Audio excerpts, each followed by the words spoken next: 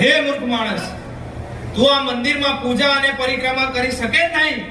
મૂર્ખા, આ એક પવિત્ર શિવ મંદિર છે. અહીં શૂદ્ર અને શૂદ્ર જાતિ માટે કોઈ સ્થાન જ નથી. ચાલે જ અહીંથી. ઓમ નમઃ શિવાય. ઓમ નમઃ શિવાય. ઓમ નમઃ શિવાય. ઓમ નમઃ શિવાય. હે પ્રભુ, આજના પવિત્ર દિવસે તારા મંદિરે આવ્યો છું, તારી પૂજા કરવા આવ્યો છું. પણ અહીંના પૂજારીએ કહ્યું, તું અધમ જ્ઞાતિનો છું, અહીં પૂજા ના કરી શકાય. માટે મંદિરમાં પૂજા કરવાની અનુમતિ ના મળતા હું મંદિરની પાછળ બેસી પૂજા કરી રહ્યો છું. પ્રભુ, આ ઘટનાએ મારા હૈયાને હચમચાવી નાખ્યું છે. સમગ્ર માનવ સૃષ્ટિ તારું સંતાન છે, તારો પરિવાર છે. તું અમારો પિતા છે, એક પરિવારના ભાઈ બહેનો છીએ. આ એક તારો પરિવાર છે, તો એમાં જ્ઞાતિ જાતિના ભેદ શા માટે? કોઈ જ્ઞાતિ ઊંચી અને બીજી નીચી શા માટે? કોઈ જ્ઞાતિ સ્પૃશ્ય અને અસ્પૃશ્ય શા માટે? આ મારી પીડા નથી, મારો આંતરનાદ નથી. આ સંપૂર્ણ સમાજનું દૂષણ, જેની પીડા ત્રાસથી અનેક લોકો ભોગવી રહ્યા છે. હે પ્રભુ, આ દૂષણ તો માનવીય મૂલ્યોનું અપમાન છે. ઈશ્વર, તારા સર્જનનું અપમાન છે.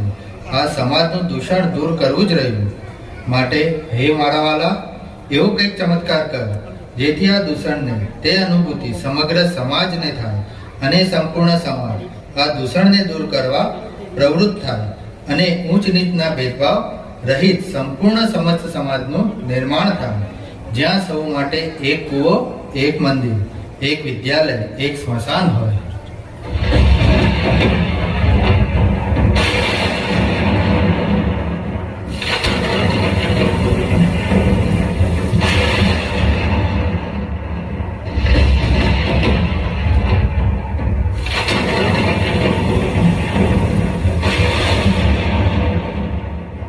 નામદેવ મહારાજ પોતાના દુઃખની લાગણી સર ભગવાન શિવજીને પ્રાર્થના કરી રહ્યા હતા. ત્યારે ભગવાન શિવજીએ પોતાના ભક્તની લાગણીઓનું સન્માન કરી અને ચમત્કાર કર્યો અને મંદિર અચાનક જ પાછળ ફરી ગયું.